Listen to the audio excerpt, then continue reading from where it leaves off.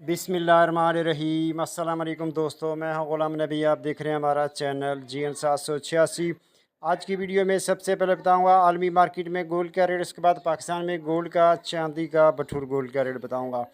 पहले बात करते हैं आलमी मार्केट की। आलमी मार्केट में इस वक्त जो गोल्ड का रेट है वो $3,289 फ़ी औंस पे मार्केट है और एक औंस का वजन होता है 31 ग्राम 100 मिली। अब दोस्तों यहाँ बात कर लेते हैं local liberty market Goldberg 3 Lahore Pakistan. आज तारीख 31 मई 2025।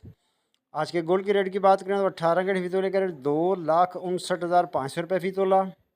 21 कैरेट फीतोले का रेट 3,02,775 रुपये फ़ी तोला।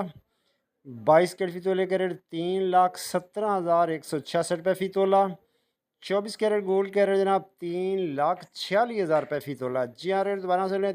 24 कैरेट गोल्ड का रेट है 3,46,000 रुपये फ़ी तोला। चांदी है 3,300 रुपये फ़ी तोला।